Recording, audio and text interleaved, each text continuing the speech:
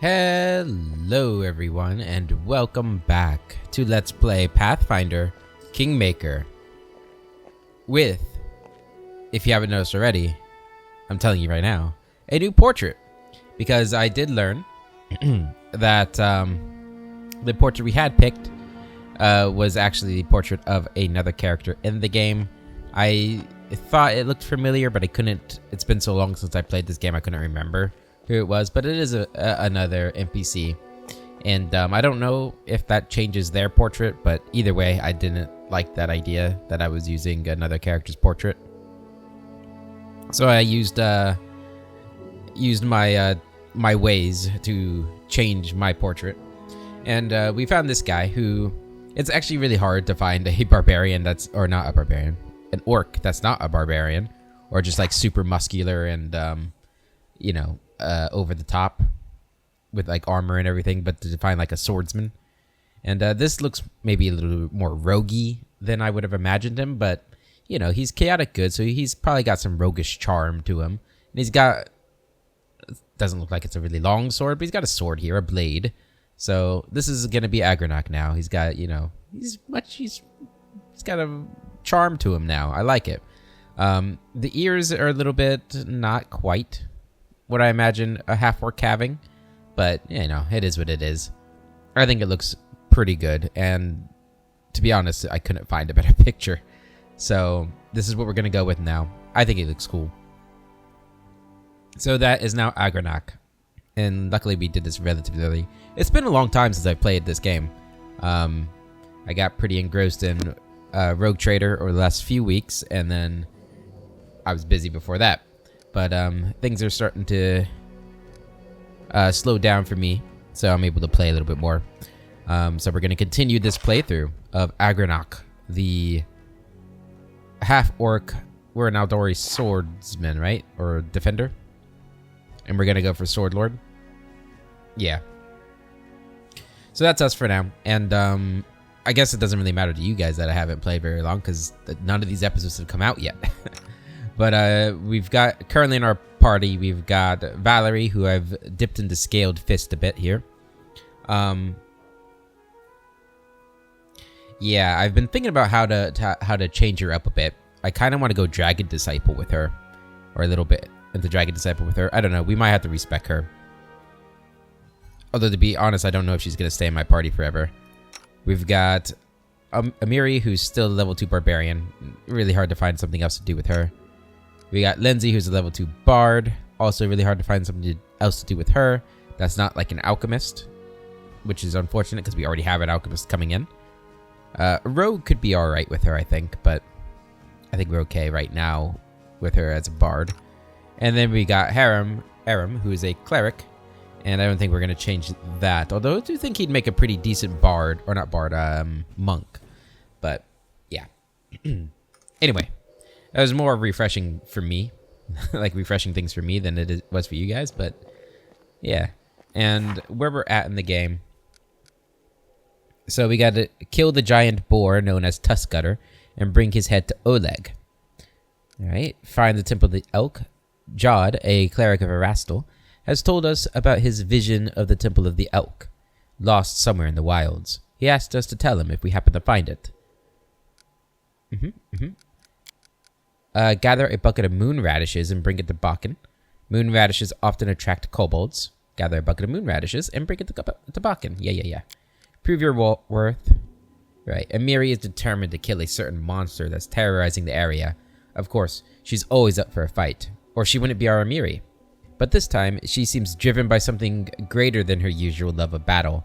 There's something personal at stake, and if I know her stubborn spirit well enough, it would be easier for us to do what she wants than try to pry an explanation out of her.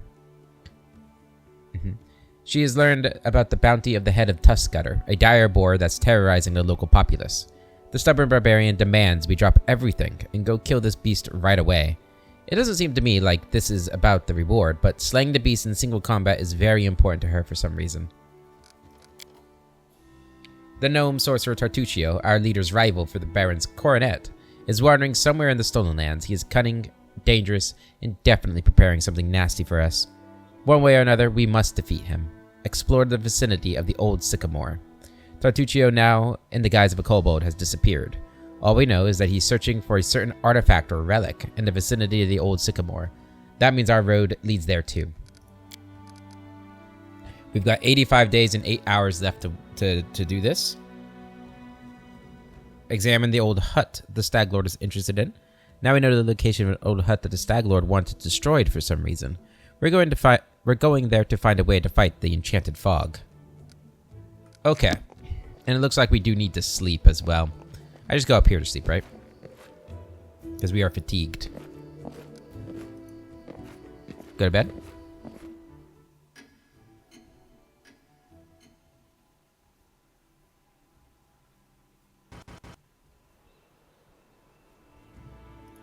Okay. Back down we go. And let's go talk to Amiri, make sure she doesn't want to say anything about Tusk Gutter. There's Jod. Hey, Amiri. Why do you want to kill this Tusk Gutter so much? He's a monster. We kill monsters. What's here so difficult to understand? Alright, thanks for talking with me. Talking. A dog over there. Hey, Jod. Anything new with you? How may I serve you? What services do you offer? I can sell you various divine spell scrolls. They're quite useful, even if you don't have anyone in your party who can read them. While you're in this settlement, or indeed any place with a cleric willing to help, you need to only open your bag and choose the scroll you wish to cast. I'll be happy to read it for you. However, take care out there in the wilderness. A scroll is useless without someone who can read it. To use the scroll on your journey, you'll need a spellcaster whose magical training covers such spells, or someone skilled in magical devices. Tell me about the visions that led you to the Temple of the Elk. That's why I'm here. What do you want from me? Find the Temple of the Elk. I've pieced together its location from what I can remember of my visions. I have a rough idea of where to look for the sanctuary, somewhere in the North Nile marshes. However, I don't possess the strength to walk this path myself. Do not reject my plea, good traveler, and I'll repay you as best I can. In these dark times, people rarely help each other without compensation. May Erastil forgive us all. But I am sure my healing abilities will be useful to you. I'm sure they will be. How may I serve you? That's why I'm here. Yeah, I wasn't finished talking to you. Why do you need to find this temple? What is there to understand? The gods do not send us visions for no reason.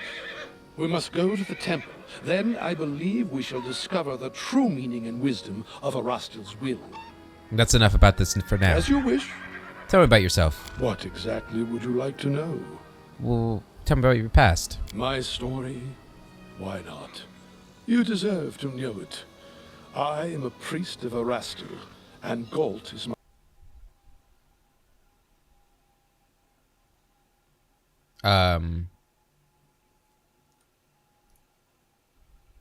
homeland. You can imagine what it's like following the teachings of the Stag God in a realm torn by discord and strife. I think the audio cut out there. So I'm gonna read this again for you guys. That was weird. My story. Why not? You deserve to know it. I am a priest of Erastil, and Galt is my homeland. You can imagine what it is like, following the teachings of the Stag God in a realm torn by discord and strife. Rebellion and suspicion are the pillars of Galt.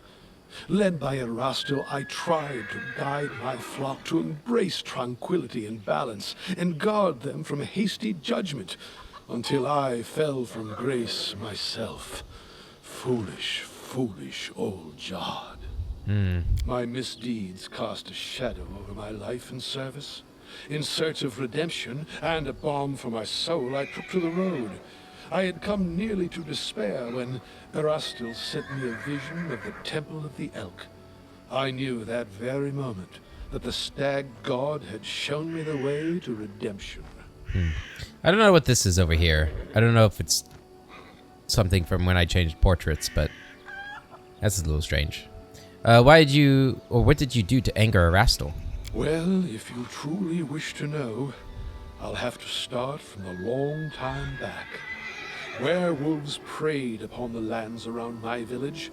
They murdered people for fun or sport, and left the corpses to rot on the roads. One night, they broke into a young woman's house and dragged her into the streets. One evening, a traveler came to our tavern, tattered and dirty from days on the road like so many others roaming Gold. He sat quietly in the corner of the tavern, drinking cheap ale, and in an instant, I knew he was a werewolf. I felt it in my soul. It was like Erastil himself had whispered it into my ear. Jod smiles, but his eyes are dead as stones. That's weird. It sounded like he was going to keep continuing this story here, but then he just stopped.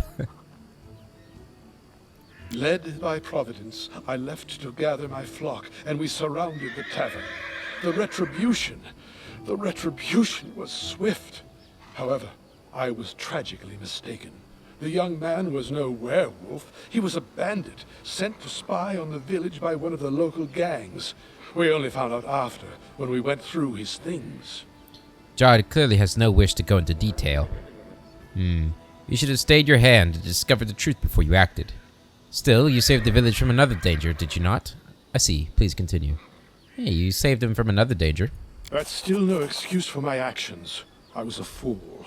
I made a grave mistake. And what's worse, in the eyes of my flock, I cast doubt on Erastil's greatness. A priest who can barely hear the voice of his god is a disgrace to his lord and himself, and corrupts the very people he would save. Whatever the case, I knew Erastil was no longer pleased with me. It was terrifying. Jod's voice wavers. Even now, one can glimpse inside him the remnants of the horror he lived through.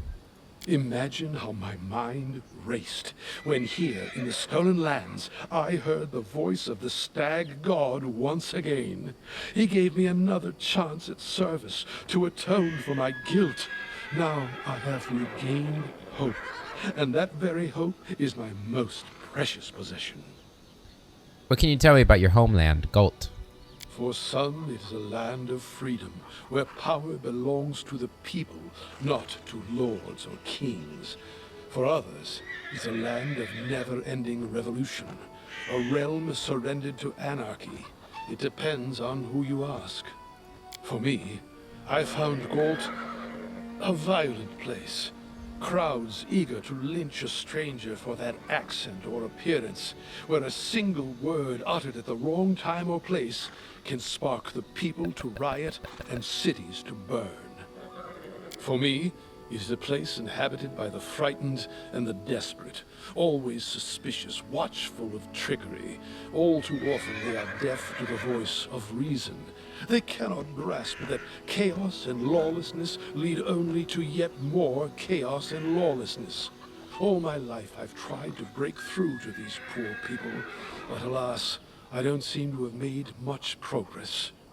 Jod is visibly upset and grows silent for a while. It's enough for now. As you wish. Can you tell me about Erastil? Of course. It would be my pleasure. Erastil is one of the eldest gods of Golarion. His faith emerged when the first people appeared upon the land. Erastil helped our ancestors cultivate the land and hunt. Even now, his blessing lies with those who uphold the old traditions and keep to simpler ways, far from civilization and the noise of the city. Wait a moment. Cities have their strengths as well, don't they? Civilization fosters science, trade, and invention. And in that, it often improves life for all of us. What does Erastil demand of his faithful? I've always had respect for Erastil and his priests. I've long felt that Erastil was a worthless god, and now you've made me even more certain. To each their own. I'm going to ask you about something else. Yeah, don't cities have their place? Tell that to the peasant robbed of all he owns, spending his night in the gutter, hoping to live to see the sunrise. You won't see such things in a village. That's true. I mean, villages have more of a community, right? People looking out for each other. Although, I guess if you become an outcast in a village, it's potentially even worse, right? Like in a city, you could always just find a new group, potentially. John mournfully shakes his head. Well, you do have a point. Indeed. Cities can be places of evil and wrongdoing. I don't share your opinion. My future capital will be no village, whether you like it or not. One day, it will rival Absalom itself. I see no point in arguing. Yeah, I don't know if Agronach is really at a point where he's thinking of, like, you know, his capital and it rivaling Absalom one day. I mean, that's pretty ambitious. Almost delusional, really. He's got a point. They can be places of evil and wrongdoing. I'm glad to hear you agree. These days, many are deaf to the wisdom of generations. Yeah, I don't think Agronach is like a... He doesn't hate cities any more than he loves them. I think he'd be more of like a town kind of guy. Not big enough to be a city, but not small enough to be like a village. I think that's probably his style. You get a little bit of the good of both sides. What does Erastil demand of his faithful? The word demand does not befit the stag god. Honesty and friendship, loving families, merry weddings, and newborn children in their mother's arms, they bring a smile to Erastil's face. He loves his people and rewards them with fortunate hunts and plentiful harvests. But he has no temper for sloth and vanity. He never bestows gifts upon his faithful without first measuring their worthiness. We ourselves must win our daily bread, but the stag god comes to our aid in times of need and strife. I've always had respect for Erastil and his priests. Yeah, I think Agronach would. I see it more clearly every day. Erastil himself led me to meet you. Your keen spirit will serve you well. A smile lights up Jod's face. Alright, I wanted to ask you about something else. I am happy to help. Need the help of a cleric. What do you got? What do I have? Well, I have things to sell. I'm overloaded. Alright, I have a gnome-hooked hammer. I don't think we really need to keep that. It's expensive. Want to cure moderate wounds. A longsword +1 I think we were holding on to. Yeah, I mean this... You need weapon proficiency exotic, right? I don't think we need this. It's a good weapon, but... I think I'm okay selling it. Yes. Okay. We have 2,600 gold. Do you have anything I want? No, it's just scrolls, it looks like. Yeah, not even potions. Okay. Where's, why am I so slow? Like, what is weighing me down? Am I just that weak? I don't have any strength. I guess I am just that weak. You've got a bastard sword. You've got your sword. I mean, I guess you could carry this. But it wouldn't really do any good for you. Other than to get it out of my inventory. Sure. Got a flail and a heavy mace. I wonder if you would like this more, actually. Oh, you can't use it. Never mind. Okay. Hey, buddy. Oleg. Remind me, what is the problem with Tuskgutter? It's a giant boar. A terrible beast. He has killed many hunters and maimed many more. Old Benzin has lost his leg to Tuskgutter. So he has put up a bounty for the animal's head. Wares, please? Alright, now you should have some things I might like, right? Let's sort, and I like sorting in price descending. Alright, get the really good stuff. So we could buy a full plate armor here for Valerie. That could be really useful at this stage, I think. That's 9. She's currently got... So it'd be a +2 to her AC. Which is probably pretty good. A ring of protection we could get. She's already got 1. Okay. Lesser reach meta magic rod, notables. Now, bag of holding small is probably what we should buy.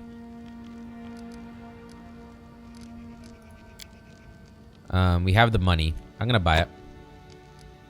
I wish I could haggle. That'd be cool. Here we go.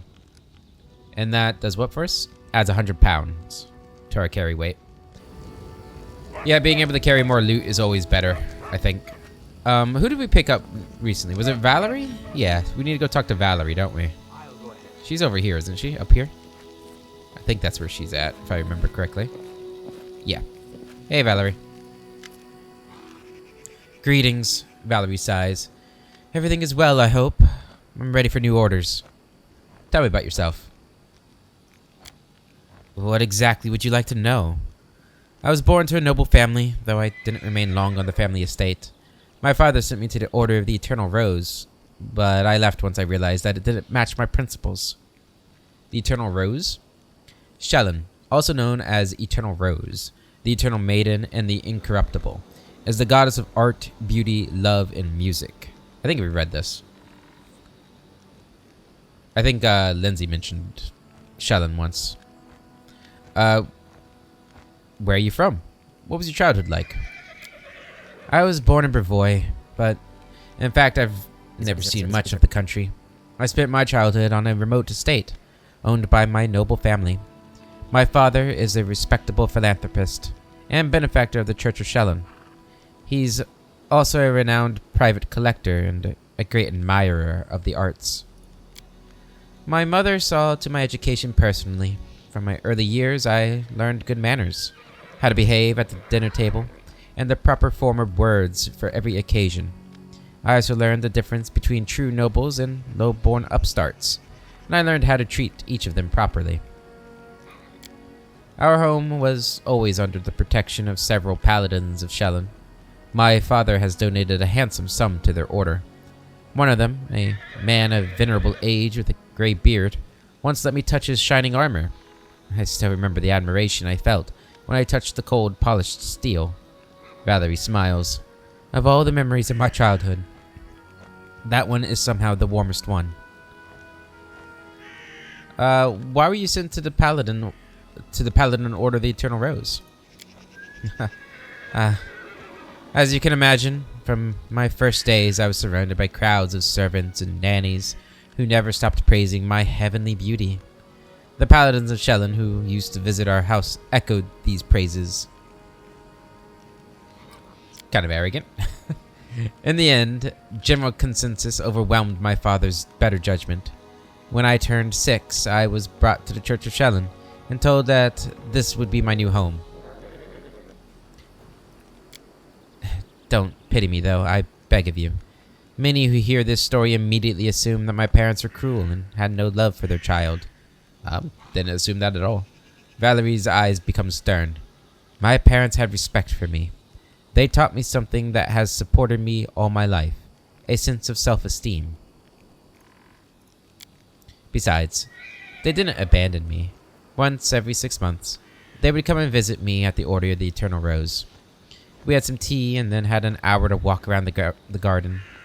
Then they would take their leave, as etiquette demanded. What did they teach you in the order? Oh, a variety of things. Some of them appealed to me, others I simply couldn't accept. I enjoyed the physical activities and swordsmanship, but the arts, calligraphy, painting, poetry, and so many other ways to waste my time, or one's time. I guess that deep in my heart I always knew I'd never be a true paladin of Shellen. Wielding a sword always felt more natural to me than handling a paintbrush. Okay, why'd you leave? Because of my heavenly beauty. Valerie winces in contempt. According to Shellen's law, all art is sacred, whatever form it takes. Severe punishment awaits those who dare harm a painting, sculpture, or a poem, no matter how worthless the drivel might be. My looks always attracted unwanted attention from the pilgrims and acolytes at the temple.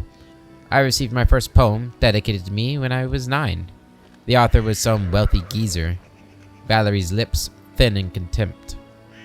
And that was only the beginning. Sculptures, pictures, poems, I was drowning in them. My admirers mobbed me, and I had to respectfully accept all their garbage. The clerics of the temple were magnanimous, for my suitors made generous offerings to the church. But one time I just snapped. I mean, it is pretty messed up, right? I don't know. Especially if she's only 9. Like,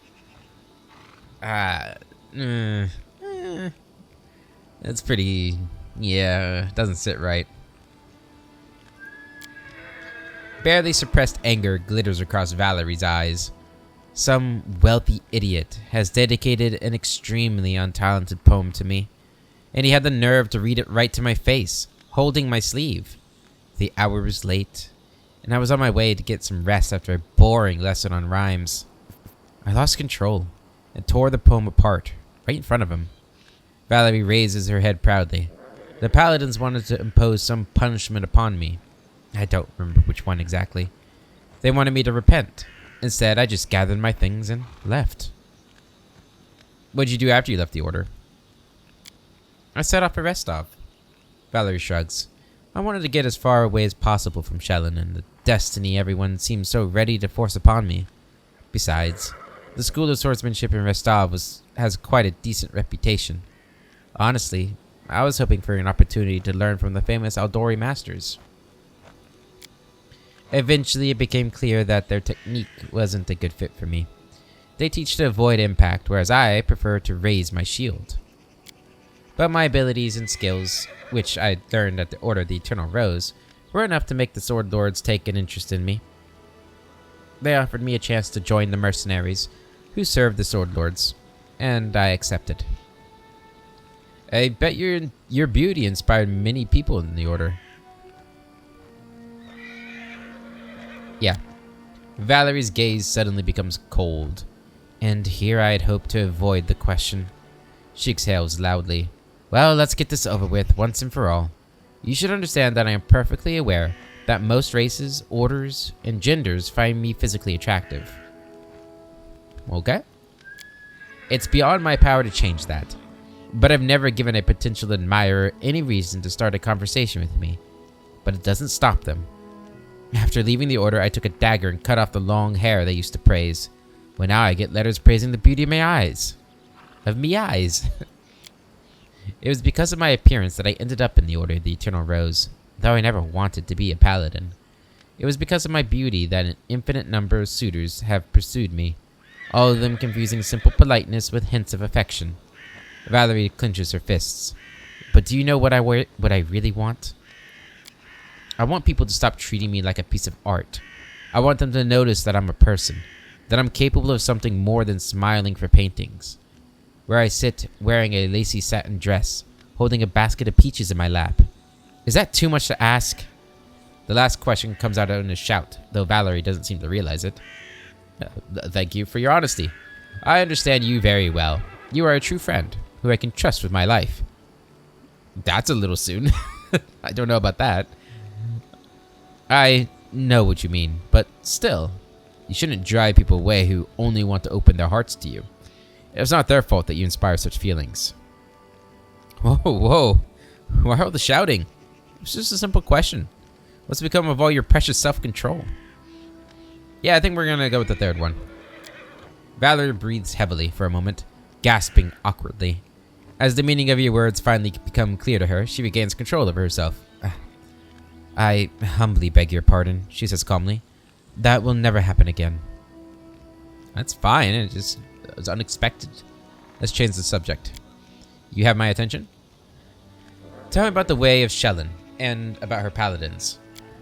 Shellen is a goddess of love, beauty, and art. Her paladins are something like armored artists. That's how they like to think of themselves, at least. Valerie tries to contain her feelings, but her inner contempt bursts forth. They are fanatical defenders of worthless, inartistic paintings and meaningless opuses. If you care to know my opinion. You speak of Shellen with such contempt. What did the goddess of beauty do to earn your anger? She's been trying to ruin my life, Valerie snorts. Shellen, the goddess of everything useless that ever existed in this life.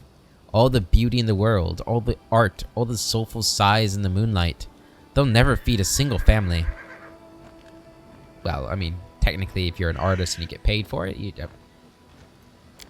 And I beg you to restrain yourself from offering your own opinion. Trust me, I've heard everything you can tell me, more than once. Nothing, and nobody, can change my mind. Barry looks at you with suspicion.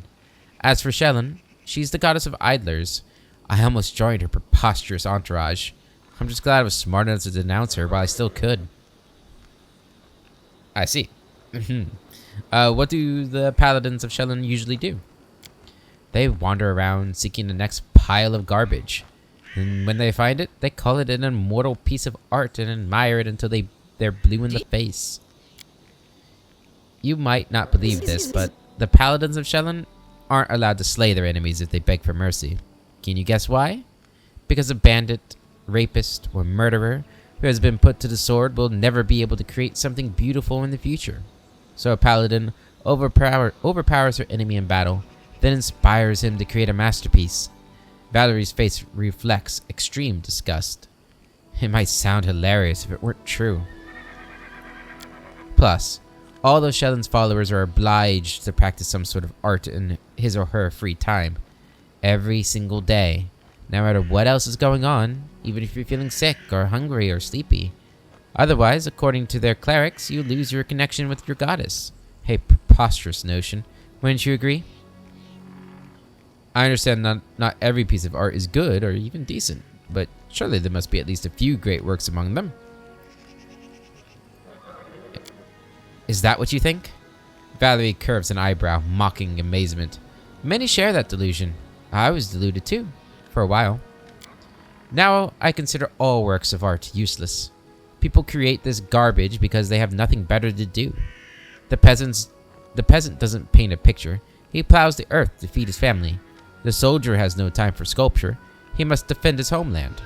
But idlers and slackers have plenty of time to waste, so they smear canvases with paint and imagine they've done something worthy and valuable. Valerie shakes her head in disapproval. Well, I mean, like, not everybody can be a soldier or a farmer. I think she's letting her bias color her opinion here. You said that every paladin must practice some kind of art. What kind of art did you pursue? That. I used to embroider. I still do from time to time. A treacherous blush covers Valerie's cheeks. Well, that's hypocritical. It's nothing, I assure you. Just a simple task to keep my hands busy and keep gloomy thoughts at bay. Nothing special. I mean, right there she answers her own quandary as to the purpose of art, right? I mean, one of the biggest purposes of art is escapism, right? Like literature, movies, video games, all of that. I see. Let's talk about something else. So, you're an atheist? You don't worship any deity? Right. I need no guidance from above. I have my own good conscience, and my leader's orders to live by.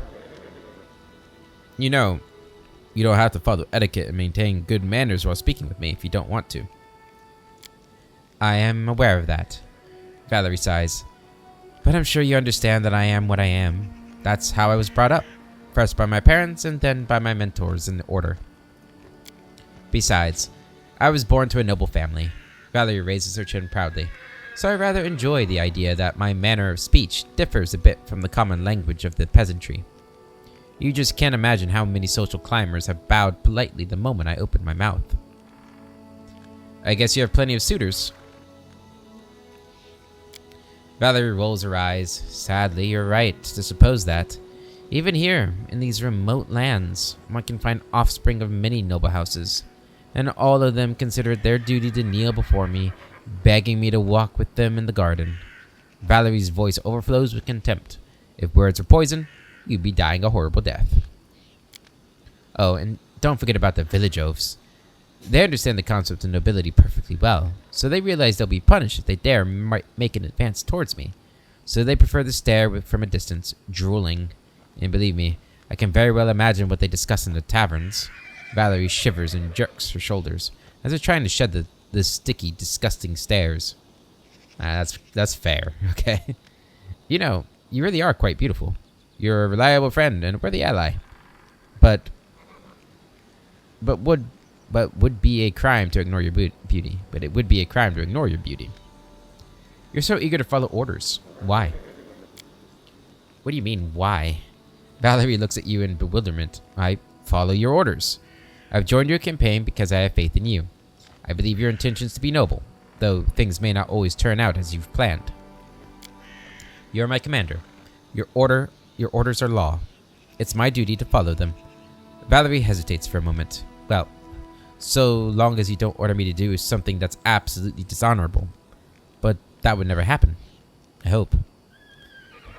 Thank you for the conversation. Talk to you later. Yeah, she hasn't proven to be a reliable friend or worthy ally yet, so we're not going to go down that road. Thank you for the conversation. As you wish. Valerie nods with dignity. Okay. So I think we're ready to head out now. I think we are going to head up to Tuskgutter. Even though I'm not entirely sure we are... Oh, I didn't even notice this thing here. Bug report.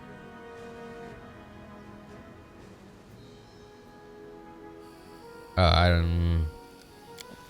I don't know what all that is. Can I get rid of that? Why is that there? If I save the game and then reload, will that get rid of all this stuff?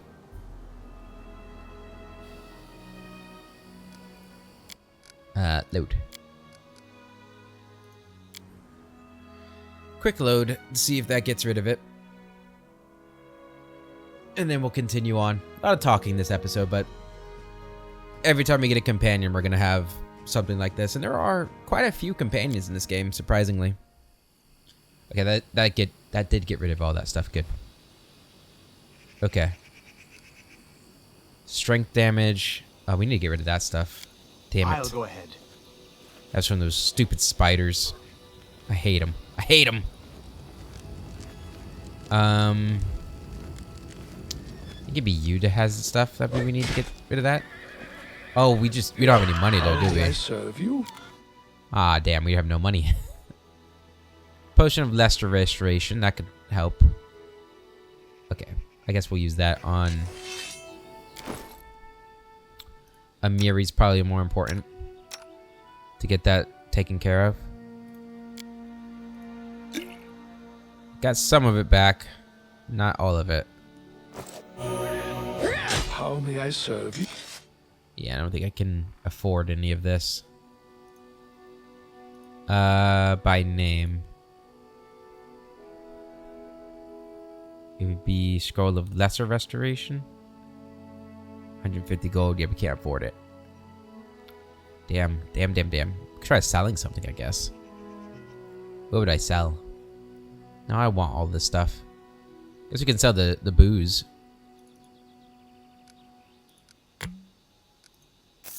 We can get one more of these. Okay.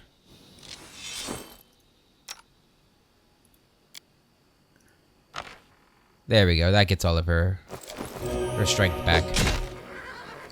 Yep. Lindsay's strength isn't as important, so we'll hold off on doing that. But Amiri, especially if we're going after Tuskgutter, needs her strength.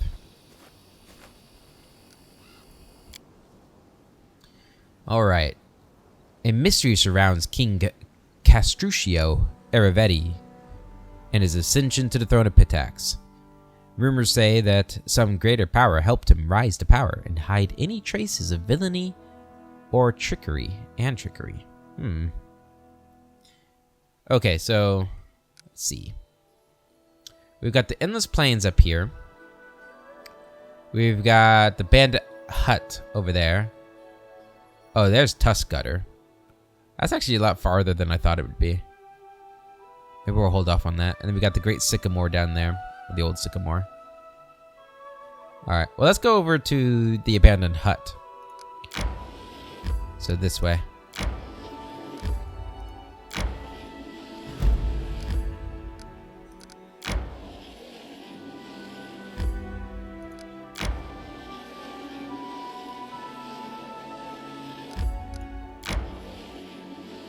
Do you want to enter this location? Yes. I can't remember if there's any like combat in this section. I think there's some wolves.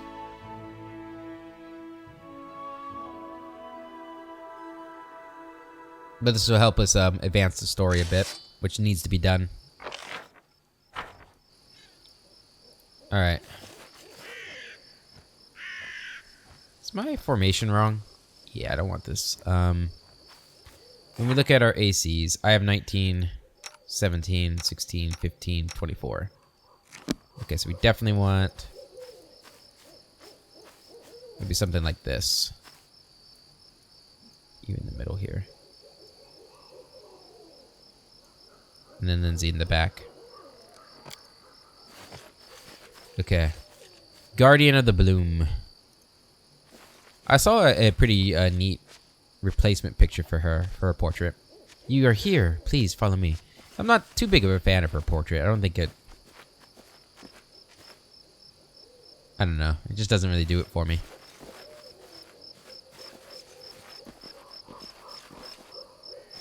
Hello?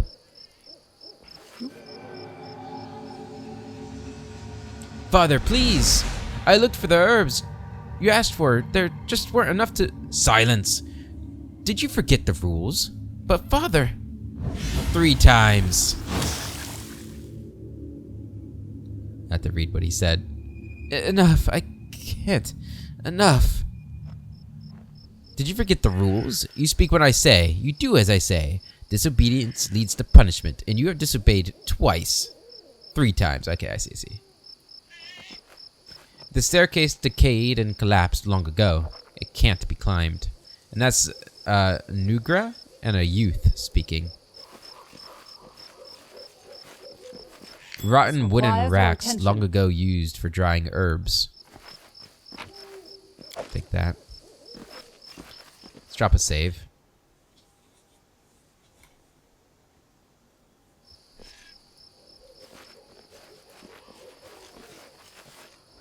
Yeah, if I remember correctly, the wolves are down here.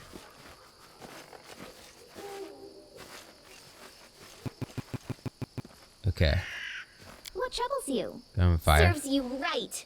Enemy near.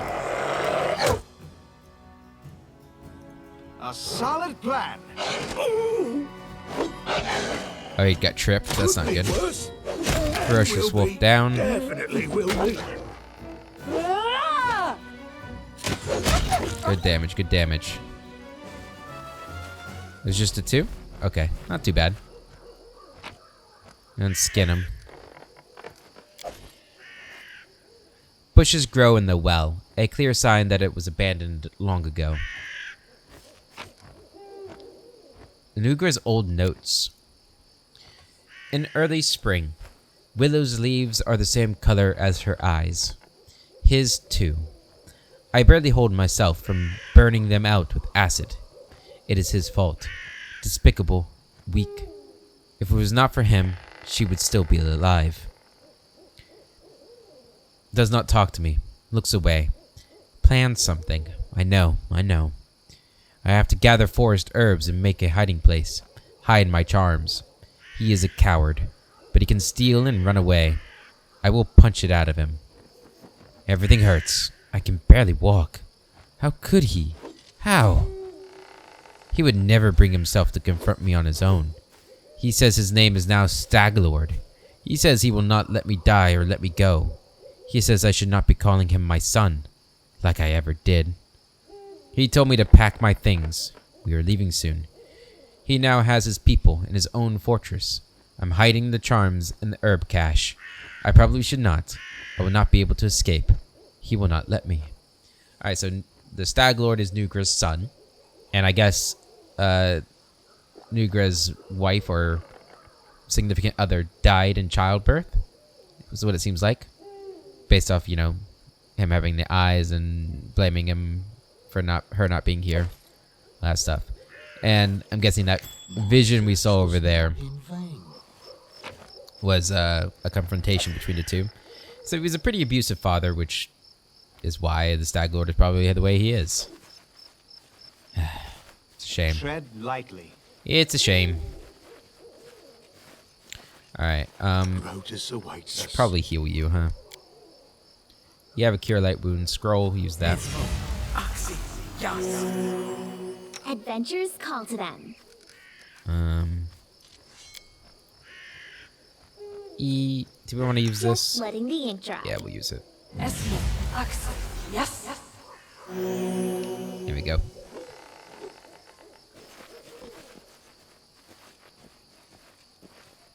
What do we have going on up here? Where have you been?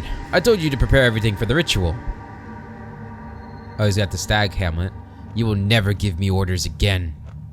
What? Well then, summon your power, or maybe you'd like to try the acid. I am not your slave any longer.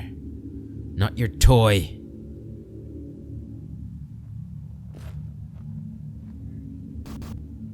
Not your son. Enough, I won't kill you. Your powers will be of use to me. From now on, you do as I say. You speak when I say. Disobedience leads to punishment. Always. Yep, like father, like son. A small deserted timber shed. Take that stuff. Applause, please. Masterwork Dwarven Urgosh. And a Masterwork Earthbreaker.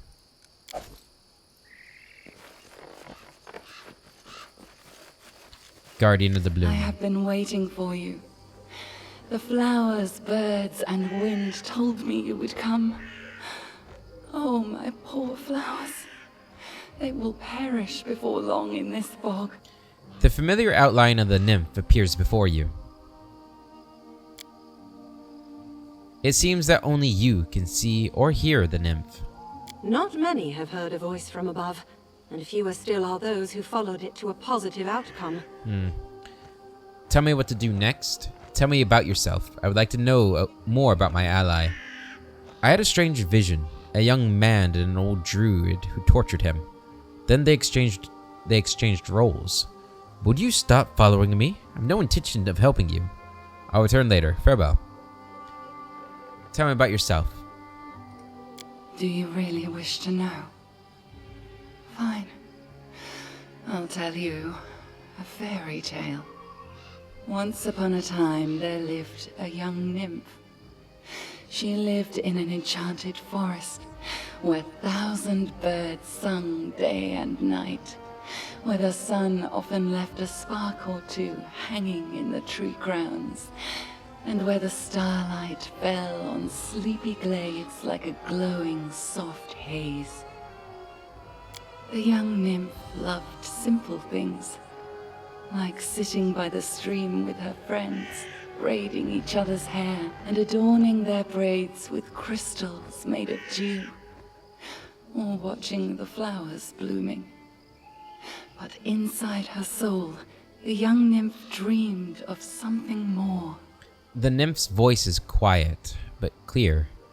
As you hear it, you seem to sense the aroma of the forest glades, washed with the morning dew, mixing with the odor of spring meadows aflood with blooms. Oh, dreams. Nothing in any world can live without them. Even a seed that falls in fertile soil cannot sprout without the dream of the sun. The same was true for our nymph. She wished to turn her enchanted forest into a true fairy tale kingdom and fill it with thousands of wonders. But plans so ambitious rarely go unnoticed by greater powers.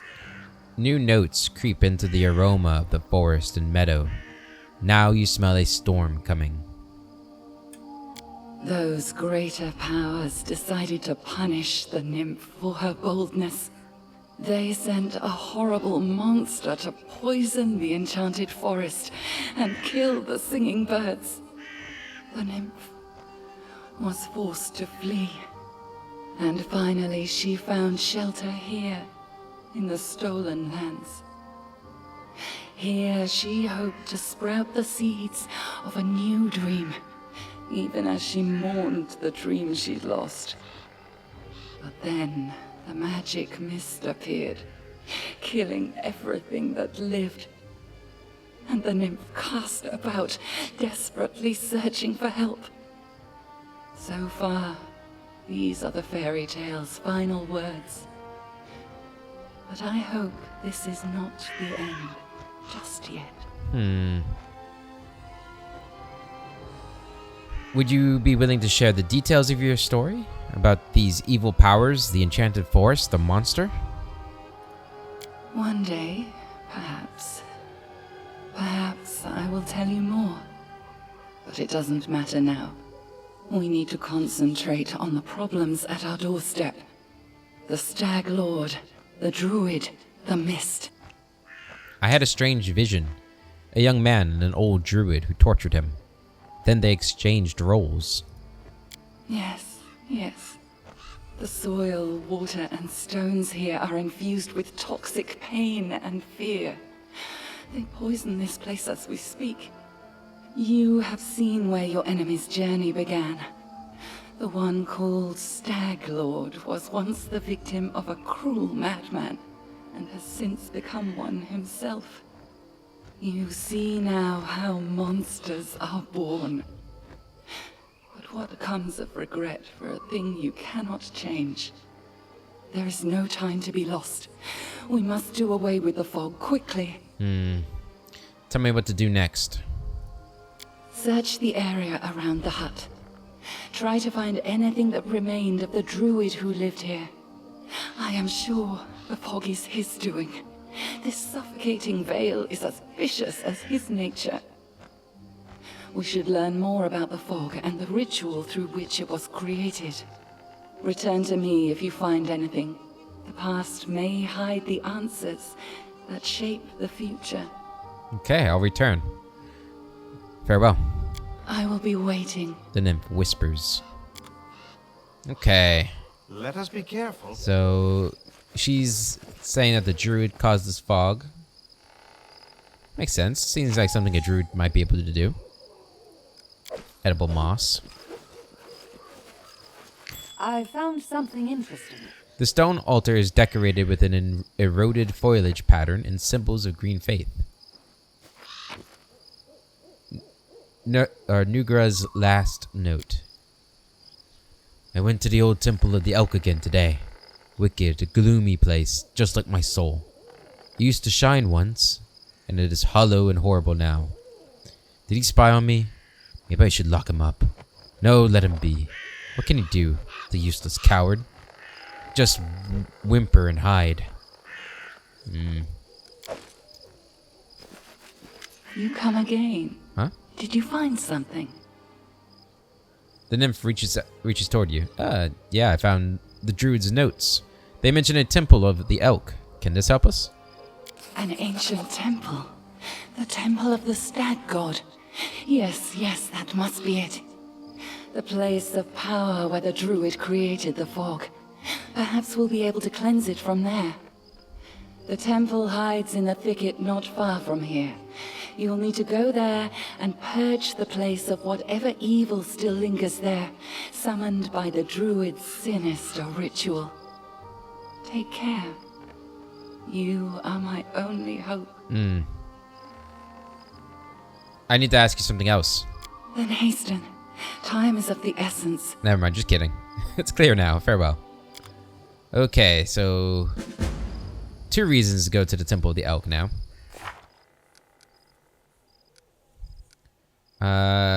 We looked into the past of the Stag Lord and his cruel druid father. After talking to his invisible advisor, our leader has made a decision. It's time to move on. The ancient Temple of the Elk awaits us, where we shall face the source of that ominous fog. Alright. A wooden house, time-worn and apparently deserted. Can you make an epic pose? I need inspiration. Good damage, good damage. 16. There we go. Another wolf down.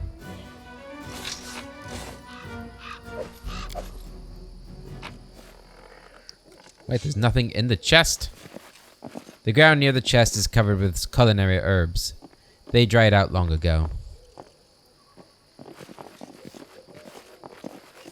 Okay, it seems like it's everything. Nothing in here? Okay. Looks like I've covered everything. Okay. Still didn't level up though. Damn. I'd really like to level up. Right. I don't remember what level the Elk Lord's temple is. But it makes sense that we would go there right away. I mean, we've got the old sycamore to do too. And I know we could do that one. Yeah, the Temple of the Elk is closer. I think we're gonna try going to the Temple of the Elk. It might be too dangerous for us at this stage. But I'd like to get that done and then go to Tusk Gutter. And then maybe we'll head back to Oleg's and trade and stuff before we go down to the Sycamore. We've got plenty of time, so I'm not too worried. But that's going to be it for this episode. Until the next one, hope you all have a wonderful day. And I'll catch you later.